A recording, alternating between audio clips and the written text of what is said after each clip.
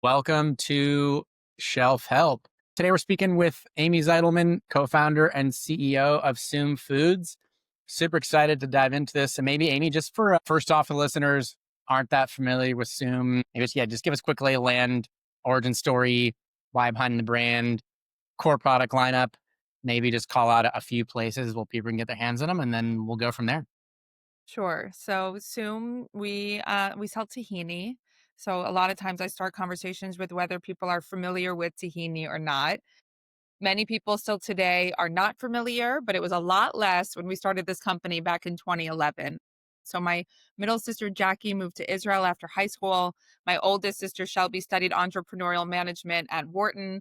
Our parents are entrepreneurs. And I was graduating from college when my oldest sister called me and said, "What do you think about the tahini industry?" And we were like, "What?" I was like, "What are you talking about?"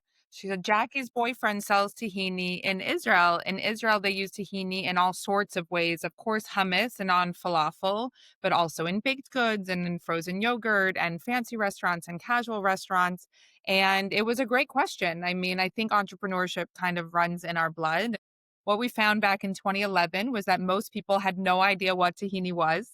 If they did, they only used it to make hummus, and they typically could only find it on the bottom shelf of the international aisle with like dust on the lids.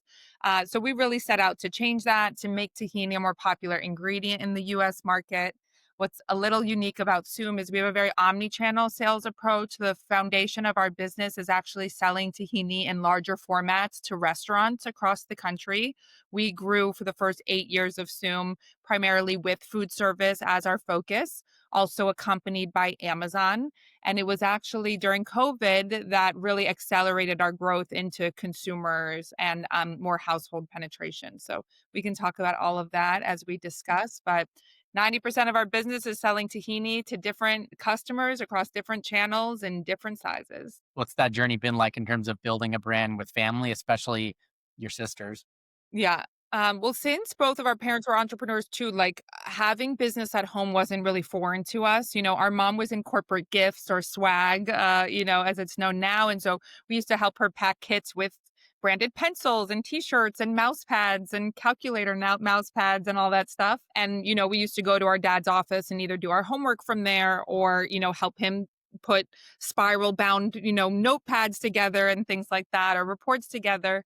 So I think that really helped as a foundation. Our father also grew up in a family business, and that was the restaurant business. So that's a very demanding industry. We actually have a family lore to not go into restaurants. And my sisters and I joke that we ended up going in the back door, carrying buckets of tahini because I think once in hospitality, always in hospitality. And so we were very aware of boundaries that needed to be set. And the nice thing is, even though my sisters and I look an awful lot alike, we even sound a lot alike. If you pick us up on a phone call, you might be confused, but we have very different skill sets, personalities, and interests. So it was very easy for us, especially early on, to stick to our roles and responsibilities. Not that that made it necessarily seamless, but we actually work together really well. Was it pretty clear early on who would own what, where each of you would sit in the business? Obviously, you have the CEO title. Was that an easy? Did your other two sisters agree? Yeah, you're the right person, the CEO, or how did that I conversation? got CEO in 2019 when my oldest sister Shelby stepped out of the day-to-day to have her third kid. So her life was becoming overwhelming. She's like, "I don't think I can sit in this seat." She ended up shifting to a COO, like ops and finance seat for us, which made a lot of sense, but before she could even come back, it was COVID and the whole company just kind of got flipped on its head and she hasn't been in the day-to-day. But yes, I mean, there's the jokes of our, age order, our birth order, where Shelby, the oldest, was the CEO. She studied entrepreneurial management. She had a finance background. Like she really did understand the core foundation of building a business and the really important back of house things. I studied interpersonal communication and was always really just outgoing and and like talking to people. So I fell into business development. I think my first title at the company was VP of Business Development or something, totally made up. And Jackie sitting in Israel, and now her and her husband are also in the supply chain of sesame as a commodity from Ethiopia. They have their own tahini factory in Ethiopia at this point. So she always sat in our international supply chain kind of seat. So yeah, we were lucky. I mean, I think it couldn't have worked out easier considering three of us had to fit in some capacity. That's great. That's great. It was fun. What's cool about tahini is that I know it's been around for thousands of years, maybe even and longer, showing up, I think, in cookbooks like as early as the 13th century, again, maybe even earlier. High quality, uniquely sourced ingredients, proprietary production processes, different flavor spices are, I guess, a few things like come top of mind for me, just in terms of ways in which a brand like Soom could stand out in the category. I'm curious, what variables have you guys focused on that's really created a differentiated product in this category? Yeah, it's a great question because at the end of the day, it is a commodity, right? Tahini based off sesame seeds. What we came to understand, and this took 12 years. So, for those of you unfamiliar, and I should have said it in the first question, but sesame is made from 100% roasted and pressed sesame seeds. So, it's thicker than olive oil and thinner than peanut butter, but can be used for both in savory and sweet recipes. And most notably in the American market, it's used to make hummus and salad dressings. That's how most people know it. What we've come to learn is that our differentiating qualities are, of course, of our product, but notably of our people. I mean, I read a couple books over the years. Good to Great comes to mind. We run our company based off of EOS and traction. And though our three differentiating factors are our quality products, but it's also our service and our expertise. Like people get a lot of value out of working with us. And that was an opportunity that we recognized early on, was that there was great tahini, notably over in Israel, and it was not being distributed or appreciated the way that we think it could have. So the value that we brought to our own supply chain was just a better understanding of the American consumer and a US per point of view on marketing and consumer education that the manufacturers overseas didn't bring. I think what it also evolved into was our service, that supply chain that we play. We take a lot of effort to not be out of stock and to keep our supply chain whole. That really played out during COVID to our advantage because we didn't go out of stock. We can talk about the value of that in the food service industry. And then our expertise, like we have worked really hard to just understand tahini and also how to bridge that knowledge of tahini from the sesame fields in Ethiopia to the manufacturing abroad to our buyers, our distributors, and of course, the final consumer. So I think that's ultimately how Soom has been able to differentiate ourselves beyond the quality of the types of seeds that we expect and the manufacturing processes. That makes a lot of sense. I get why you guys are having a lot of success. I'm embarrassed to say I actually didn't know that hummus was made with tahini. Is that just blending tahini with blended up Chickpeas. chickpea? I was gonna say Garbanzo. yeah, yeah. Exactly. So the secret to good hummus is good tahini because exactly, it's blended garbanzo beans with tahini and water, lemon juice, garlic. Some people put or spices like cumin in it, but a good hummus has a lot of tahini. In particular, that combination of tahini with water, lemon, and garlic to start creates like a very thick tahini sauce. Or the more water you add to it, the thinner, and lemon juice, the thinner it can get for falafel or on a shawarma or something like that. And you blend that thick tahini with the cooked chickpeas, and that's what makes like a really spectacular hummus. Yeah. Cool. Okay. Now I don't feel as stupid. All right. Not dumb at Yeah. all. Mediterranean food, amazingly, is still really in its early acquisition stages. I mean, if you think about, of course, Greek food has been here forever, but as it relates to Israeli, Lebanese, Turkish, all of that is still really up and coming compared to especially Asian cuisines and, different parts of Asia that have been very prevalent in the American food culture. So a lot of information about Mediterranean and Middle Eastern is still very much in its earliest of acquisition stages. So you and a lot of people will ask people, are you familiar with tahini? And they'll say no. And we'll say, oh, do you like hummus? And they'll say yes. And we'll say, well, that's really our bridge, right? Yeah. Absolutely. Thanks to Got it. hummus. Okay. That makes a lot of sense. But yes, I know you guys have been pretty intentional, patient when it comes to go to market and growth. And I think you guys spent the first 8 years or so just really primarily focusing on the food service channel. And I feel like some people might say you're a bit ahead of the curve, just in the sense that it seems like for whatever reason this channel has been getting a lot more attention lately. Maybe because you don't have to invest as much in buying shelf space at retail and all those stuffs. But from your point of view, you've been in this channel for so long. What have you found are just the pros and cons of this channel, and why did you guys decide to really focus here for quite a while? That's a great question. Well, one of the first people that we got to talk to during our market research was a chef here in Philadelphia named Michael Solomonov. He has a restaurant called Zahav. This was back in 2011, 2012 or so. Um, by this time we started working with him in 2013, he had a lot of acclaim and rose, to the tops of the restaurant industry over the next several years. And Soom was right there with him, which was very exciting. Him and his business partner, Steve Cook, great, great company. What we learned from that relationship was the fact that restaurants not only bought a lot more tahini, this restaurant was buying 40 pounds of buckets, a 40-pound bucket a week, but they used it a lot faster and more often, right? I could sell a 1 pound jar to a consumer in a farmer's market and they wouldn't buy another jar again for a year. But the restaurant was going to use more of that. Also, because of the credibility that they gave to us as a brand was very valuable. And the word of mouth, especially in fine dining, kind of chef driven concepts, is a very strong marketing engine, an organic marketing engine. But also, they contributed tremendously to consumer education because chefs were more comfortable putting more tahini on the menus faster than a consumer would be to implement it at home kind of on their own timeline. So it provided a lot of value to us, and also the mechanisms for this flywheel effect, that when restaurants started using it, consumers were interested in it. And as consumers got more interested in it, the restaurants were inspired to be on trend to use it more often. That actually, it's come and gone over the years. I mean, we've done it for 12 years now. 2015 to 2017, tahini was hot. Hummus, Middle Eastern food was hot. It got a little very different during COVID. Actually, a lot of people made hummus for the first time during COVID. There have been quieter years. Something about this summer, there was tahini and coffee everywhere, and tahini and Caesar salad dressings everywhere. And you kind of like, you start to recognize that flywheel. And so it's come and gone over the years.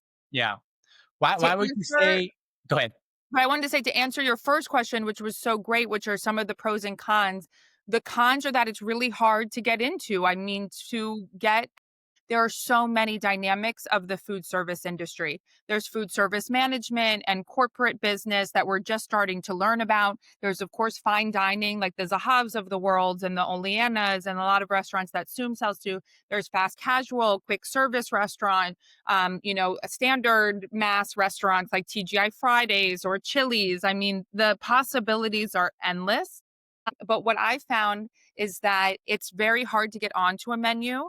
But once you're on a menu, you have a lot of kind of, protection and your elbows up because it's so hard to change a recipe, especially a recipe at scale. So Yeah, once an operator makes something and it uses your product, it takes a lot of upheaval to interrupt that.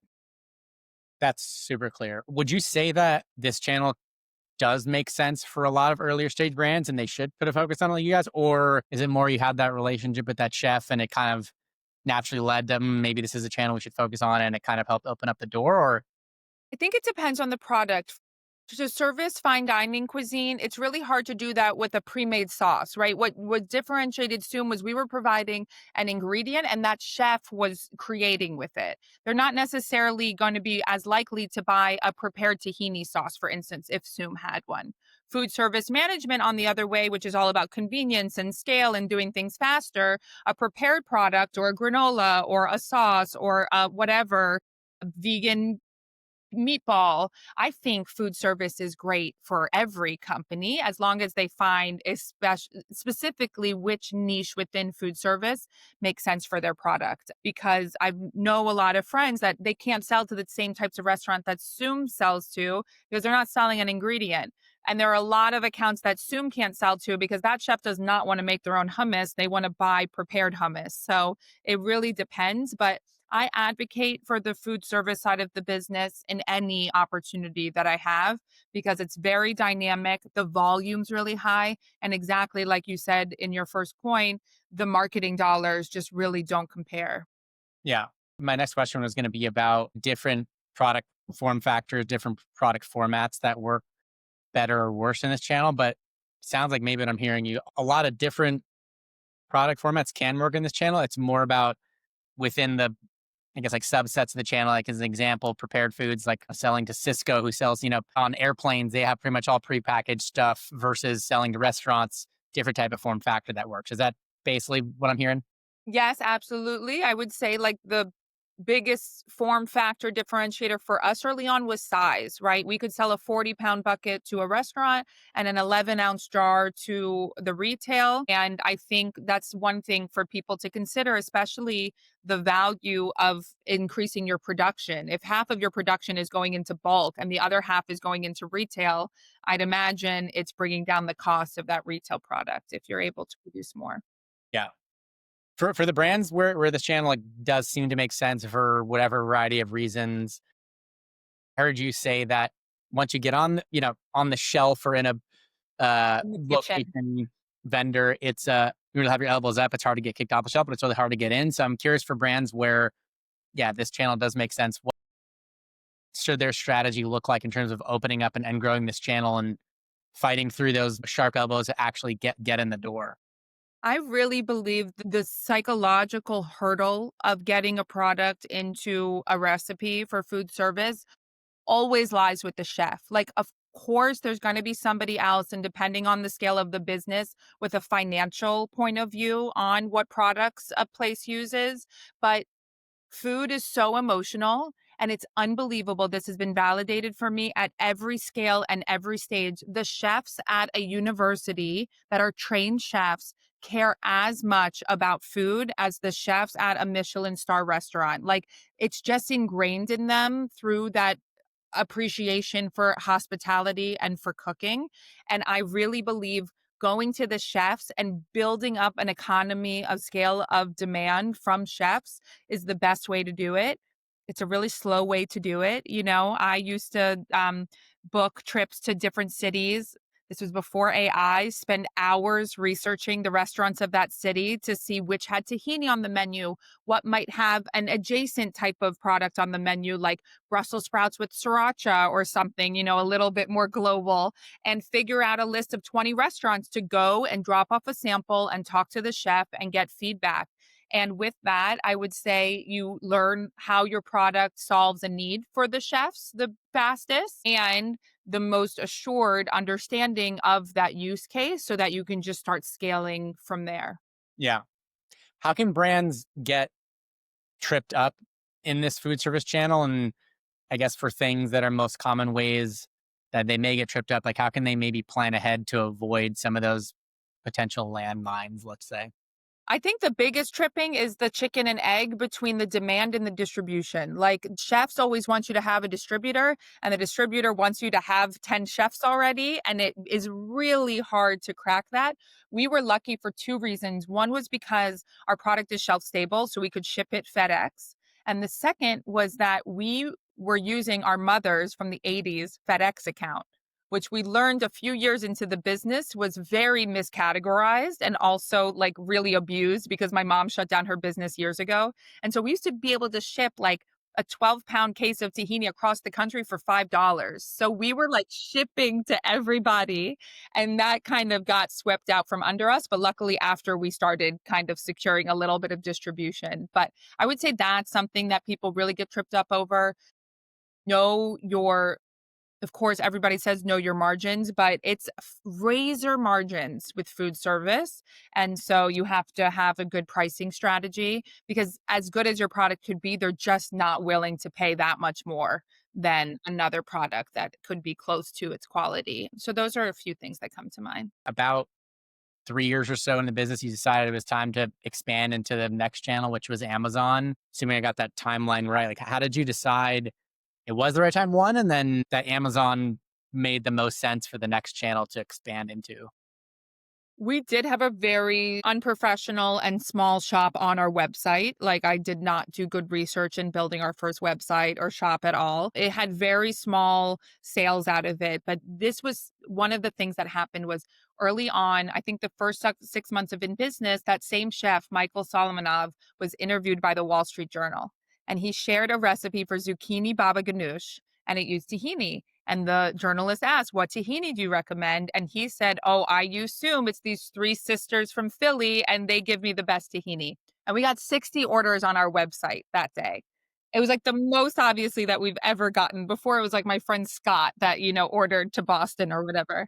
And that really validated for us the influence that especially chefs like Michael Solomonov, and this was way before Instagram became what it became, but we saw the organic influence of the restaurant channel. In 2016, Michael Solomonov, same really important guy, released a cookbook with his partner Steve Cook, the Zahav cookbook, and it was very highly acclaimed. They won James Beard award-winning Chef of the Year, Cookbook of the Year, just everything really locked in for them that year. And they also in that cookbook shared about Zoom. So that really accelerated our growth into other food service markets, especially in the restaurant industry. And what we found was that when then those chefs got interviewed in their media, they also felt inclined to share about the great Soom tahini, which was just really cool, very organic. We didn't have pretty packaging. We had nothing except our highest quality product and our service, of course, and the relationships that we built along the way. And it was very hard to get people to convert to our website. We just recognized it was obvious. You are way more likely to buy something on Amazon because it already has your credit card. You already have other things in your cart, a variety of reasons. And we were just like, of course, we're going to set it up on Amazon. So we did.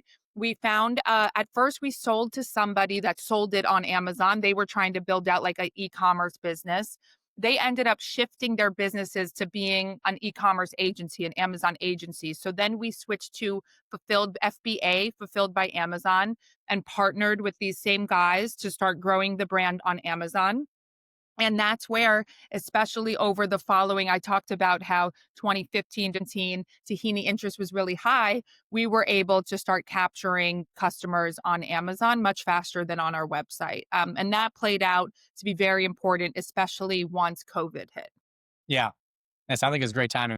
I know this is really getting into the weeds on Amazon stuff, but I've heard this from multiple people that making sure you get your listings set up correctly, I think including all like the back end components, like the first time is vitally important as it can be like really, really challenging to go back and fix any issues later. So I'm just kind of curious, looking back now, maybe you guys hopefully didn't have to have too many learning lessons, but what do you feel like are some of the key things that brands should kind of watch out for as they're getting their brand and setting up their listing? That is totally right. Work with an agency and whoever you think brings the most value to your company. I can recommend a few and connect on LinkedIn or whatever.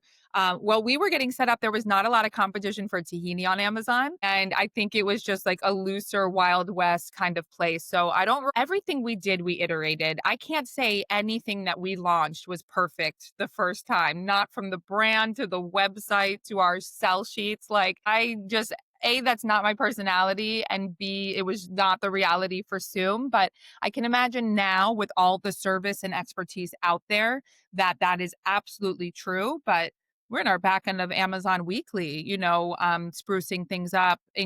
When we get the opportunity to do new photography, we add new photography and video content and optimization with our title names. We're always iterating, which is really fun.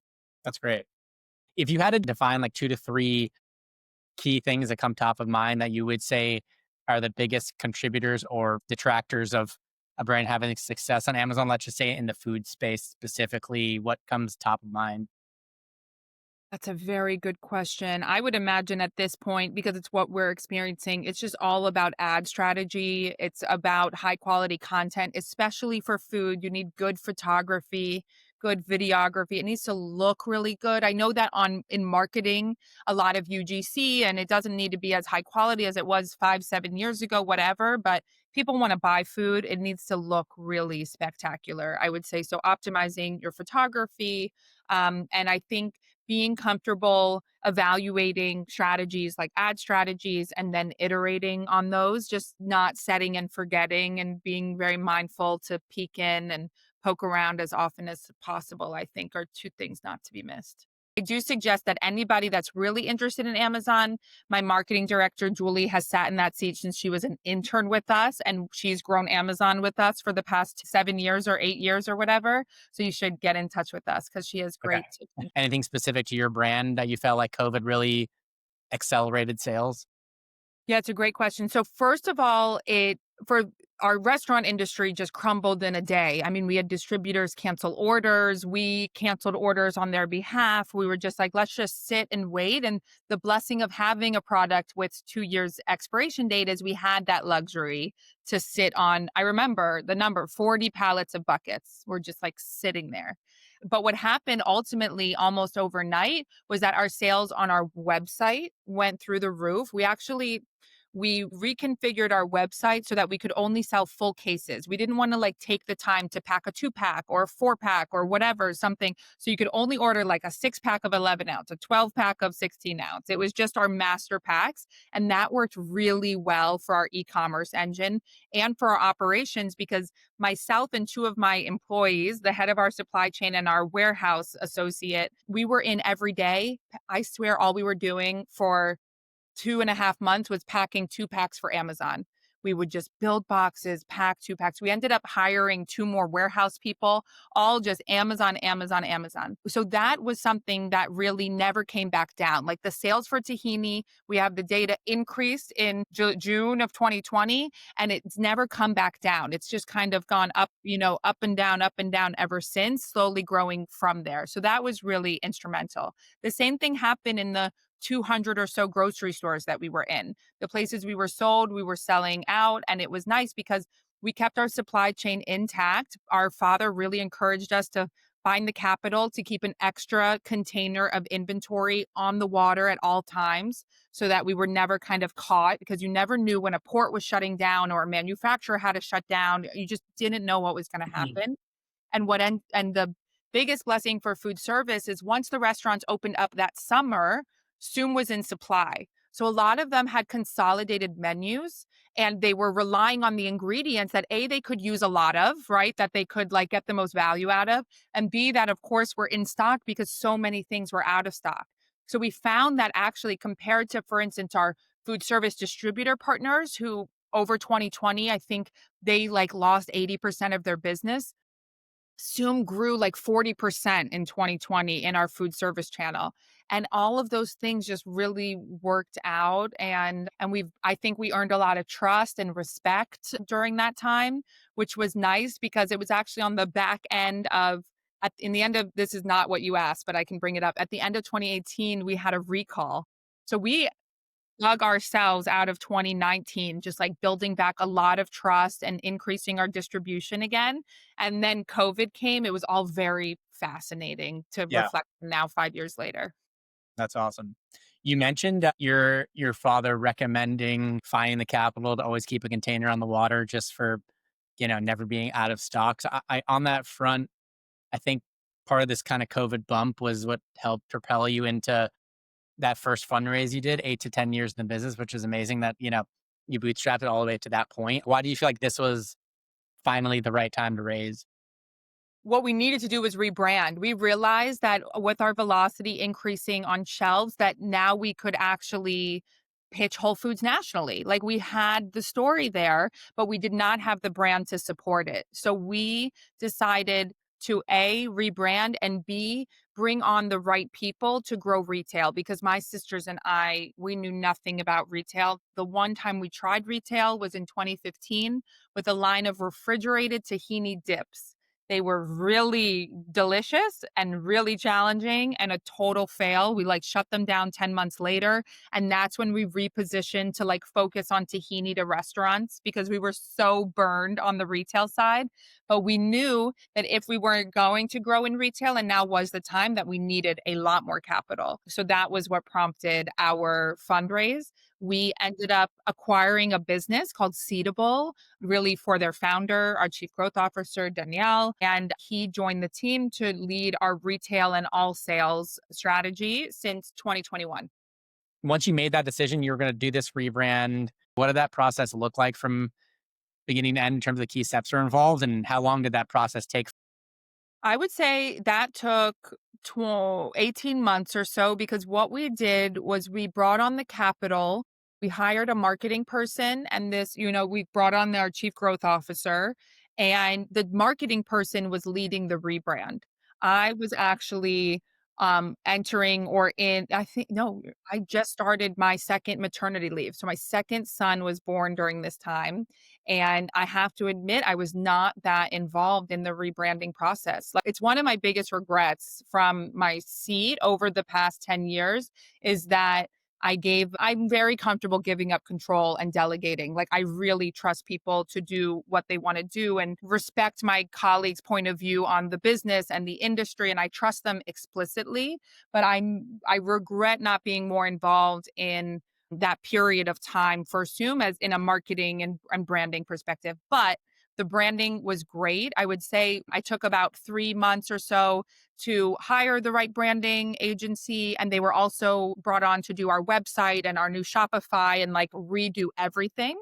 And then from there, I would guess it took about 12 months because the goal was to launch the rebrand with our launch with Whole Foods nationally in 2022, which was May 2022. So I think total it was like 15 to 18 months. Yeah, that sounds about right. For some of those kind of key variables that were top of mind for you and the team that you wanted to, yeah, keep top of mind as you're going through this update. Well, what was awesome was we had so much data. Like we had thousands of reviews on Amazon. We had hundreds of reviews on our website. We had all the times that I demoed at a farmer's market or a grocery store or did a food cooking demo. For instance, I had a cookbook come out in November of 2020. So I spent like all of 2020, 2021 doing Zoom cooking with people and like hearing their feedback about the tahini. And we had so much in-depth knowledge that really spoke to the quality of the product, mostly that it was easy to stir and use, like it was ready to use, and that it had like a great flavor profile and that it was preferred by chefs. Like that really became an identity of the brand. And so we worked on, I think being more explicit with the quality of our product. I would have to go deep into our Instagram or something. My marketing colleague could find it, like our old labels versus our gorgeous new labels. And so, yeah, it was very well informed. It was not a lot of guessing or projection or what I was most afraid of, which was why I think I stepped back from it, like my bias onto the brand. I didn't really like want that. And we did not get that, but it was a very thorough rebrand. If you could see what it looked like before. Wow. Brand leaders that are about to embark on a similar process, they're a few years behind you guys. What are 2 to 3 things that you might recommend they focus on or they should use as their North Star and or things that they should watch out for that might trip them up along the way? Think the most important thing is to recognize that once you're done a year later, you're like 18 months to 2 years away from it feeling outdated again. It's not fair, especially the website and like all of this just like, maximizing for new social medias or things like that. So I think that should hopefully take away some of the pressure of perfection. I don't believe in perfection and never have really believe in like a lean startup mentality and that the best is the best that you have available right now to put out and to get feedback on and to grow and move on from. So that's the first thing, which is just, it's not, say that. And then I have to bite my tongue because all this crazy shit with like Cracker Barrel and whoever that updates their logos, then they get pushback and then they retract. I am shocked watching these things, but it really shows the emotional connection, I guess, that people have to brands. But I would say that nothing is permanent, but now I sound stupid given the context of these blowbacks. But for small brands, really, it doesn't matter because you're not that big or well distributed or anything like that.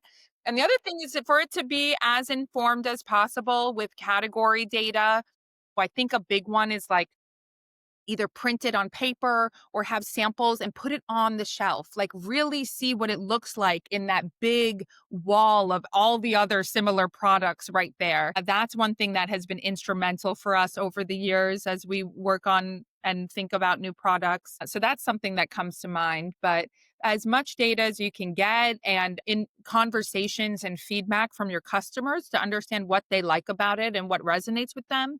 And then hopefully you highlight that on the pack, either front of pack or the back of pack, so that when a customer's interacting with you, they're hearing the thing that will trigger that consumer behavior to purchase. That's all really helpful. Really helpful. Consumer psychology and like consumer behavior is just a whole nother thing, but it's really hard to get somebody to choose to buy a product. Yeah, it is for sure. It is Really for hard. sure. You can have the best product, and if the pack isn't right and people don't try it, then they'll never know. We have a chocolate spread, which is the most delicious thing in the entire world, and it Yep. is My fiance is a big fan. severely underappreciated. We just started iterate on the label, and we're hoping that that will increase some trial. But we have a gold mine sitting in the wrong label. I know, but I don't know what will crack it, but it's hard. Yeah, my fiance loves that chocolate tahini. It's amazing. It's really good. Really good. It's really good. So you mentioned this rebrand was tied to this Whole Foods launch, which totally makes sense. What did your kind of Whole Foods go to market launch plan and strategy look like? Yeah, great question. We did a lot of demos before we launched nationally with Whole Foods, which was before obviously COVID. And so we had very strong velocity in our core market. It's from like New Jersey through the Pennsylvania stores, really high velocity, which was a good anchor because as you start adding more and more stores, your average velocity goes down and it obviously really impacts their valuation of you every year for the category. The hardest thing about tahini has been that we've been in the nut butter category, which has been great. We wanted to be there, but always on the bottom shelf. So it's been really challenging to make additional, I think, customers, like discovery type customers in that set. We've done a lot of brand building and demand building before we got to shelves. There were a lot of people, I don't know this for sure, but that bought us online or on Amazon. We had been written about in articles and food media for many, many years before we were on Whole Foods shelves nationally. So I think all of that helped with our launch because we very quickly started growing the tahini category, like the velocity of it, and also just really stabilized our place as like that best-selling tahini in their set. Again, it's not the most competitive set. It's not like I'm a bar selling against 20 other bars. You know, this is like a tahini selling against two or three other tahinis. But it's been really exciting that for the past 3 or 4 years since we've been following the data, we know that tahini is the fastest growing subcategory of nut and seed spreads, far outpacing almonds, which have peaked, and cashews and sunflower and things like that. So we did a lot of sampling, a lot of couponing. Over the years, we did influencer marketing and more social media marketing. Other times, especially more recently, we've pulled back on that to really just focus on promotions and IRCs like shelf tags and things like that. So we've tried a variety of things and our velocity, especially at Whole Foods, has been really stable since we've launched with them. That's great. What have you found is kind of unique about working with and also succeeding in Whole Foods compared to some of those other retailers? Whole Foods really is really hard because it's really expensive. Every time you want to put the product on sale, there's a cost to do that. Whereas in more conventional stores, I think their cost to acquiring customers is much lower than Whole Foods. When you put your product on sale in, say, Publix, it's just the cost of the product on sale. You're not paying tens of thousands of dollars to do like a national promotion. So I think that's one of the big things is that we look at Whole Foods like a marketing partner and a consumer awareness partner. Of course, a sales channel. They're really important partners to us. But the fact of how much influence they have in the marketplace makes it worth it for that additional investment. But it's expensive and the margins are slimmer at Whole Foods than at other conventional channels. Yeah. Eventually, you guys expanded into Walmart. I think really kind of validating that Soom is a conventional brand, not just suited for the natural channel. You touched on it a bit in terms of fighting to not be on the bottom shelf of that nut butter aisle, I think is what you said. I'm similar for like, how do you think about placement in like the ethnic specialty aisle versus the center store? And is the goal to be in both, or you just want to really just focus on being in that center store stuff, not being relegated to that ethnic specialty aisle? Like, how do you guys think about that? It's a great question. When we started, we were really adamant on moving tahini out of the ethnic aisle and into the nut butter category. What we learned over time was that we want to be where the customer knows where tahini is in the store. So we're not there to ruffle any feathers. Publix, for instance, who was really our most crucial stepping stone to be able to even have a chance at Walmart with any conventional data, in our wheelhouse. They have us in the kosher section, which is in their international aisle, and the product's selling really well there. And so what we've learned is that as long as the customer knows where to find it in the store, that the product and the brand especially will do well. I mean, the thing that I love now is that's almost it's not yet, and I don't think it will ever be because most people will go to the grocery store to shop, but it's almost irrelevant with Instacart.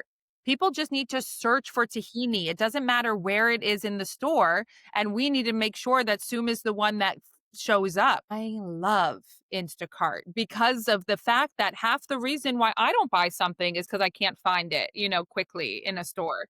So I think that whole dynamic is changing, and we really rely on our retail partners to understand their consumers. Ideally, we'd love to be in both because I think we're going to capture new customers in nut butters and new to tahini and nut butters. I don't think anybody's really doing a lot of exploratory shopping in the kosher section. It's a little limited, but we'll see how we can expand from that kosher set to other parts of the store. Maybe with off shelves, maybe on a promotional campaign, something like that. I'm not as expert on Instacart, but by any means, Neither. someone searching on tahini, or searching for tahini. I know there's, kind of retail media stuff where you can run ads on Instacart and, show up at the top of search or whatnot. But outside of actually spending money on ads, like, is there an Instacart SEO strategy? Like, if you do certain things outside of ads, if someone search for tahini, like, are there things that you can do to ensure that you show up the first one? It's a good question. I'm not sure, to be honest. I think it's mostly the pay to play kind of thing. I love so many dynamics of Instacart, like behavior modeling, because we could show up when somebody searches for chickpeas, right? We could spend our money to make sure that they're seeing Zoom when they search for chickpeas, or understanding what else goes into a cart has been really instrumental. We know that a lot of people buy red peppers when they buy tahini. And so there's all these like very dynamic ways I think of both cross promoting and parallel promoting, or, just bidding on the keyword itself. But I'm not an expert on Instacart from my business. Julie also does that. Praise to Julie. But I'm an expert shopper on Instacart because I'm totally addicted to it now that it's a part of my consumer like behavior. And with the 3 kids and everything, I shop on Instacart every week. That's great. That's awesome. What do you feel like found is unique about working with and succeeding in Walmart? I think Walmart, out of everybody, really knows their customer the best. Like, there's not a lot, you can't put it on sale, right? You can't drive trial with like a yellow tag or anything like that. We're really pleased with Walmart. They gave us a goal of half a unit per week per store. And off the bat, we rose to 3 units per week per store within like 6 months. They knew that they put us in the right 1,000 stores for sure. We're working to get into 1,500 more stores. That's our goal with Walmart. Hasn't happened yet, but they really understand their customer. Also, the data that they give us is amazing, like the ratio of how many people are searching for it on Walmart.com. What's interesting, because you can search for it on Walmart.com, but pick it up in store. So we know so many details between who's buying us online, who's shopping online, but picking up in the store or getting it delivered. And all of those things play into our average velocity in Walmart's eyes. So I would say that they have a really dynamic marketplace between the in-store and the online. And there's really not a lot of fuss because you're setting your lowest price and you're just sticking to it, and their customers will come. It's similar to how Amazon felt to us in the early days when tahini wasn't as competitive on there. It was just like, okay, if somebody's shopping at Walmart and they're looking for tahini, well, it's only Soom and one other option, and Soom Maybe it's a little more expensive, but it looks nicer. It's trusted by chefs, right? Like it's like, oh, I'm just buying this once a year anyway. So who cares if I spend $6.99 instead of $5.99? And it's a right placement for us. But yes, you're right. It really validated that tahini is ready for more mass consumption. Yeah.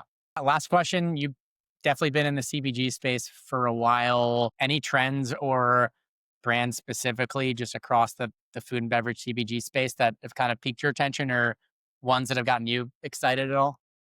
I'm really curious. I was kind of poo-pooing the protein trend, but it does not seem to be going No. anywhere. For sure, like the plant-based protein kind of popped, but now, I mean, we have been advised to put our protein call outs everywhere we possibly can. And for us, it was always just a natural benefit of tahini. 2 tablespoons a serving has 6 grams of protein, but that is really coveted in like trending consumer interest right now. So protein seems to really be here to stick. Hot sauces and spicy stuff seems really interesting, but it's been a pleasure. Everybody said just like make it to 10 years and you'll start to understand who does what and how things really work.